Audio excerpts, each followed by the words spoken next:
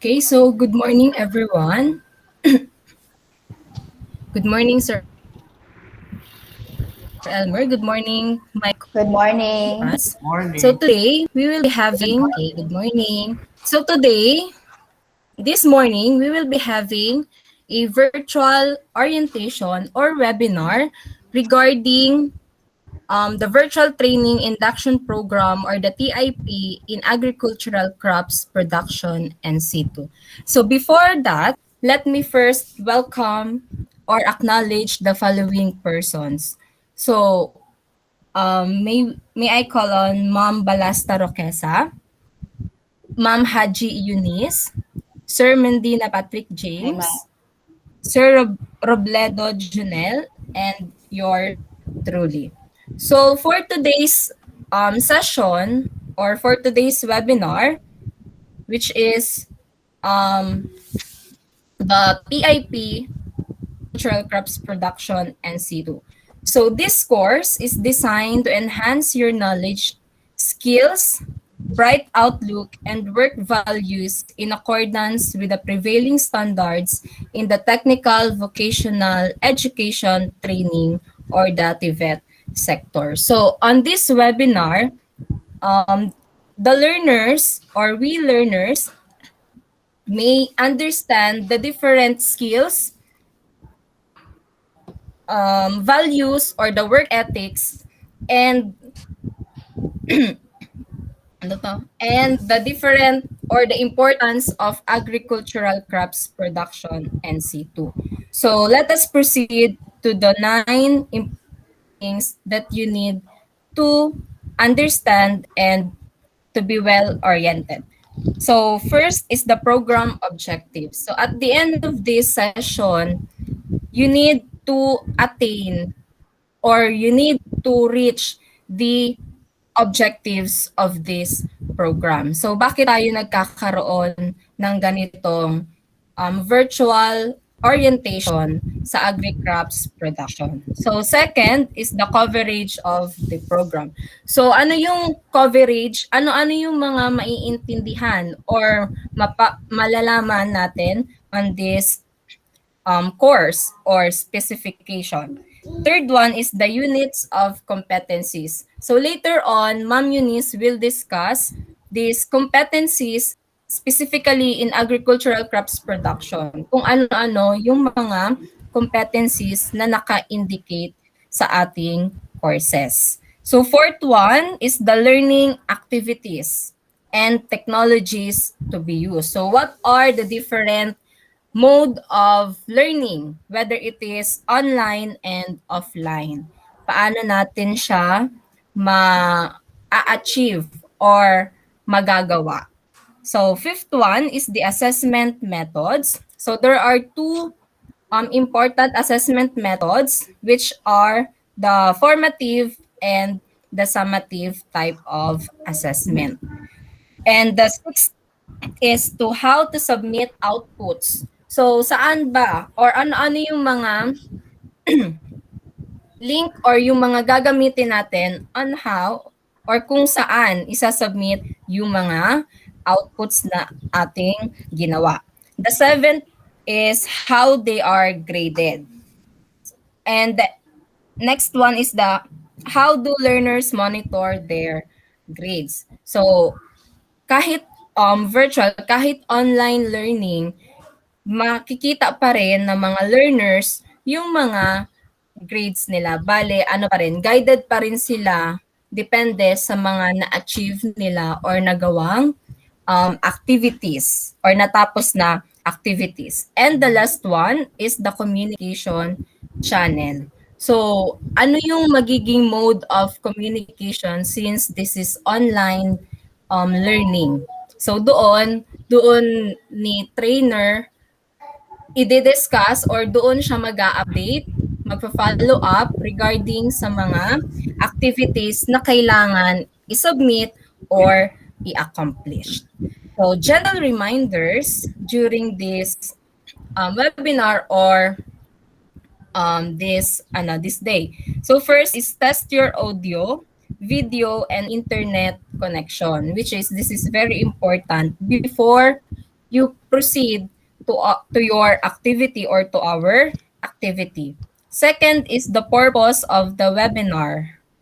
It should be clear kung ano ba yung purpose ng webinar. So, dapat ahead of time or prior sa mismong webinar, well-oriented na yung learners or yung participants kung ano ba yung magiging purpose ng webinar na gagawin. The third one is the time of the webinar. So 30 minutes before the the start of the webinar, kailangan naka-ready na po yung mga participants. So, lahat na po yun, whether kung ano yung mga gagamitin, yung tao mismo or yung participant mismo, dapat ready na po. So, the fourth one is the checking of participants or the login time. So, pwede dito yung sa attendance sheet.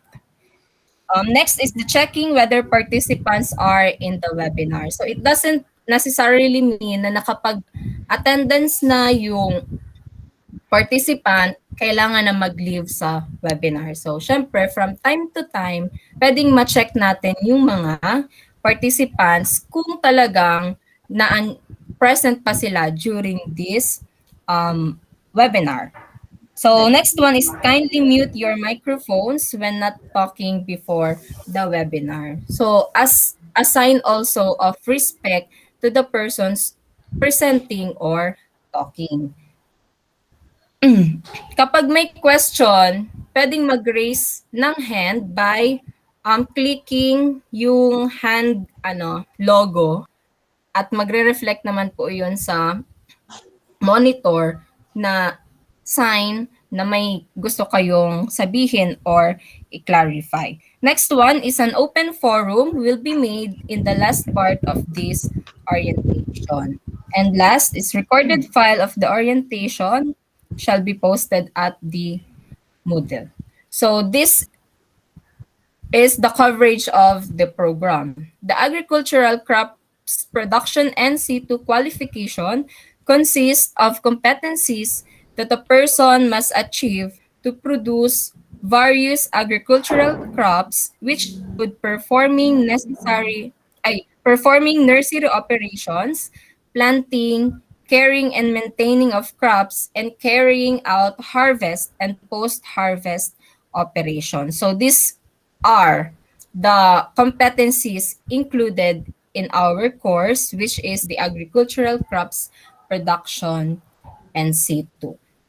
On, we will be having an open forum for your concerns, queries, or questions that you need to be clarified after this webinar or training. So for the units of competencies, this will be discussed by Ma'am Eunice Haji. So may I introduce to you our first presenter, Ma'am Eunice Haji. Ma'am? Okay, good morning po everyone. So, sabi nga ni Ma'am, ito yung ating program, the Agricultural Crops Production NC2, wherein it consists of competencies, units of competencies. We have the basic competencies, which is 18 hours, and common competencies for 56 hours, and the core competencies, 262 hours, wherein we are going to discuss here the perform nursery operations, plant crops, care and maintain crops, and carry out harvest and post-harvest operations. So yan po yung mga competencies na ating itatackle dito sa ating online webinar. And for the learning activities, online and offline, para dito sa ating agricultural crops production or any other qualifications like bookkeeping or EIM, NC2, ito po yung ating mga gagawin. So, unang-una nga, meron tayong virtual induction or the TIP program for agricultural crops production NC2. Not only that, for bookkeeping also and for EIM. So, kapag nasa webinar po, kailangan yung attendance ng trainees natin, para dito sa Google Meet, dapat nandun po tayo bago yung time na nakaalat sa atin. And dapat dito po sa program ng agriculture, kailangan po nating marunong tayong mag-access ng learning management system wherein ma-access po natin siya sa moodle.org, and dapat rin po masundan natin kung ano yung nasa study guide na naandun para alam natin kung ano yung mga dapat nating gawin. And syempre, dapat pag merong another online activities is participate in a discussion forum entitled Self-Introduction. So, required po na lahat po kayo na learners, kailangan participate sa discussion forum. Kailangan na mailagay. Pag naglagay po tayo ng self-introduction, wag lang po tayong maglagay ng kung ano-anong mga pagbate or ano. Dapat po ang nakalagay doon is meron tayong yung pangalan natin, kung anong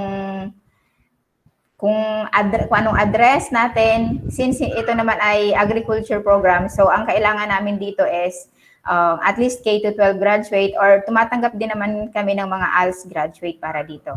So after doing that self-introduction, you can now take the pre-test exam. Because hindi po kayo pwedeng maka-proceed sa ibang task if hindi po ninyo ito napagdaanan na pre-test exam. Malinaw po ba? So, to continue po, so yung daily webinars natin, so magi-start po yan ng 7 a.m. So, dapat nandyan din po kayo. Kasi pag wala kayo, that means absent kayo, wala tayong matututunan. Okay po.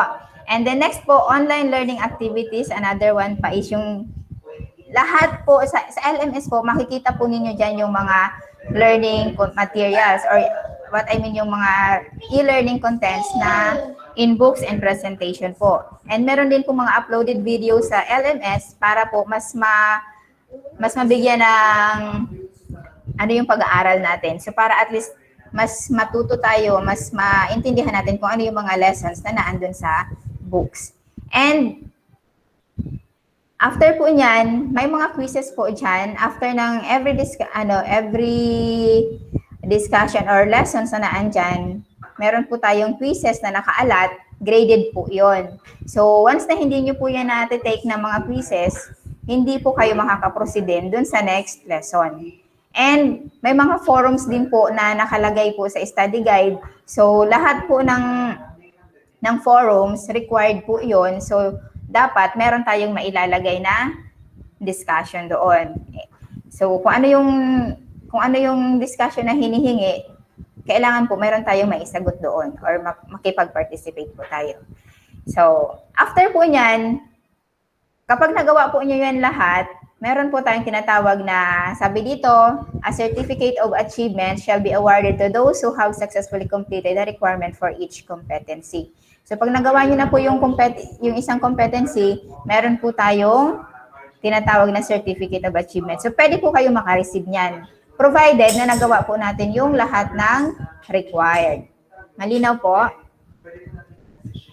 Okay. So kung may question po, later na natin anahin. And next po, yung sa institutional assessment, so meron tayong dalawang form. It is formative and summative. So under formative, meron po the trainers will prepare forum discussion through Moodle app link, and kung may mga essay paper po na pinapagawa yung trainer, may mga essay paper na pinapagawa.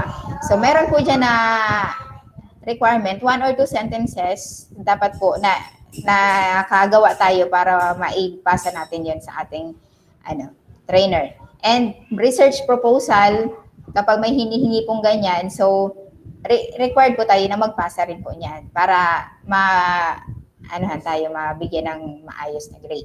And next po yung summative. Sa summative po, written examination, cumulative work over an extended period such as final project or creative portfolio, end of unit or chapter test, meron po kayong pagdadaanan na ganyan sa program na ito. And sa offline activities naman po, so meron tayong workshops kasi nga ito ay technical. So may mga workshops po tayo dyan. So each student shall prepare all the component needed to record one demonstration or yung tinatawag nating MP4 file each of the end of the training for handling seedlings and performing seeds testing method. So kasi doon po sa ating sa ating program, meron tayong tinatawag na performing seed testing methods kasi marami po yung klase. So the trainer will require you na magawa ng demonstration para dyan. So, i-upload po natin yung demo na ginawa natin sa site na pwede nating pag-uploadan nun. So, the student can refer to his course account enrolled in https://moodle.org to review the procedures. So, nandyan po sa Moodle yung procedures kung paano natin magagawa yung lahat ng task na ito. And the final output shall have to be sent via any online platform. So, nandito po sa ilalim yung mga online platforms na kung saan pwede nyo po siyang ma-view or makita. So, yung meron tayong Google's Gmail, Moodle App Link, and Facebook Messenger App Link. So, yan po yung mga platforms na pwede natin gamitin. So, that's all po para sa coverage ng program and so, yun lang po. Thank you, Ma'am Chanel.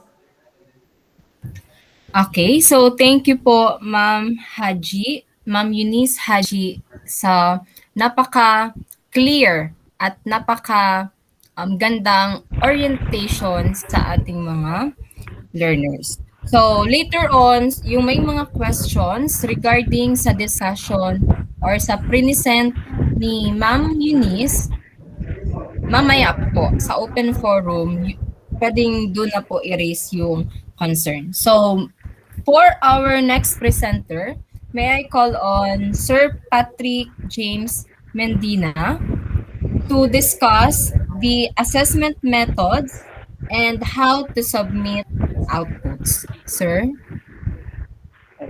So, good morning, trainers. Thank you, Ma'am Jeanette. I will discuss all about assessment methods.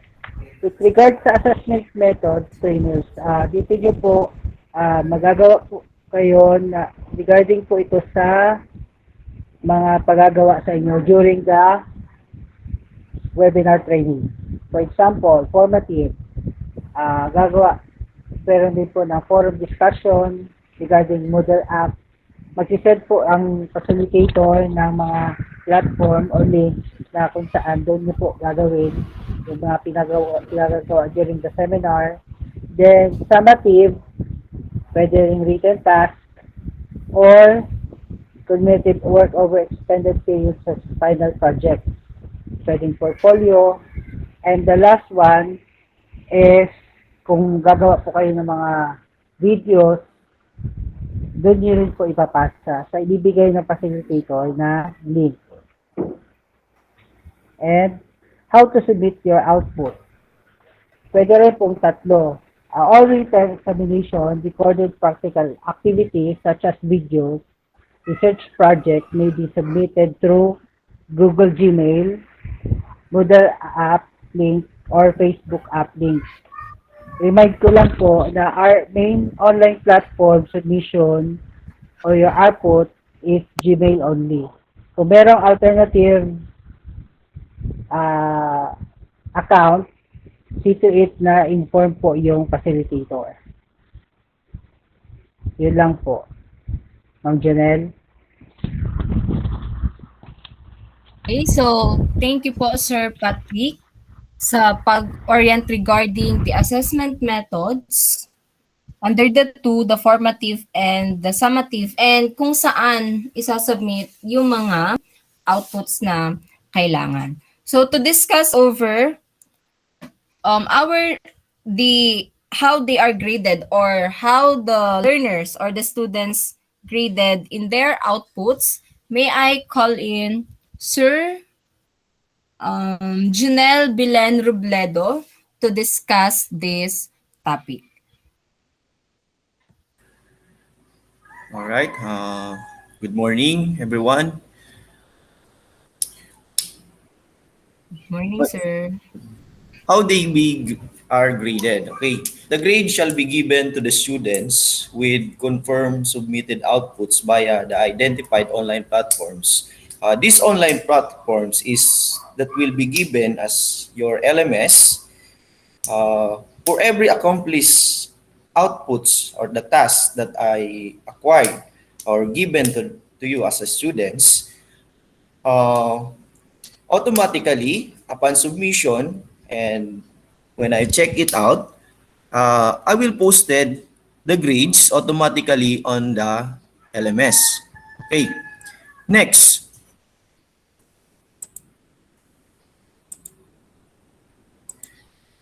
in how do learners monitor their grades? All right. Uh, on this training example for the CSS, we need also to perform tasks which be monitored through the progress charts and achievement charts. All right. Uh, the updated progress chart and the achievement charts is to be posted in the in our Facebook Messenger or group chat to inform you all of these achievements and the progress of the learners. Okay, that's all. Uh, Ma'am, thank you. Thank you po, Sir Janelle. So, I hope na clear po sa inyo yung discussion ni Sir regarding how they are graded and how do learners monitor their grades. Kasi ito po yung napaka-importante sa isang learner to um, to know or merong guide sa kanila kung ano yung nagiging grades na nila. And our last presenter, may I welcome you all, Ma'am Roquesa Balasta, to discuss the communication channels, face-to-face sessions, and the national competency assessment requirements. Ma'am? Okay, good morning everyone. For the communication channels, all communication shall be made through Facebook Messenger app. So the entire course duration shall only have one Facebook Messenger group chat accounts. So the trainer shall only be active daily, excluding Sundays from 7 o'clock a.m. to 12 o'clock noon and 1 o'clock p.m. to 4 o'clock a.m. respectively. For the netiquette, which is the correct or acceptable way of communicating on the internet, we have uploaded or it is available, the video of that ticket is available in the LMS. So I have here the summary of the netiquette rules that you have followed while doing the task in LMS. So first, use the same standard of behavior online as in real life. Second, be considerate. Third, read questions and conversational posting carefully to avoid unnecessary confusion. And writing in all caps is like yelling. Respect each other's privacy and don't abuse your peer power. Okay, so for face-to-face session will be made once a week per group. So we will update in the GC the day on when we'll be having a face-to-face session. Okay, so for the national competency assessment requirements, you have to accomplish the assessment application form. So it is also available in the LMS wherein you can download it and print it out and fill out the forms or the informations needed wherein you are going to attach the two pieces. For the accomplishment self-assessment guide, we have also here in the LMS wherein you can download it. And for the assessment fee, we have 685 pesos to pay for the assessment fee in the agricultural crop production NC2. Okay, that's all, ma'am. Okay po. So, thank you, Ma'am Roquesa, for your discussion. So, I hope that you are already clear sa part nyo kung ano ba yung mga mangyayari during the e-learning sessions. So, kung may mga questions po, you may raise to them yung mga nag-discuss po ng mga topics, and para ma-clear sa mind nyo yung mga possible questions or queries nyo pa regarding this matter. So that ends our presentation. Thank you, and once again, good morning. Sir?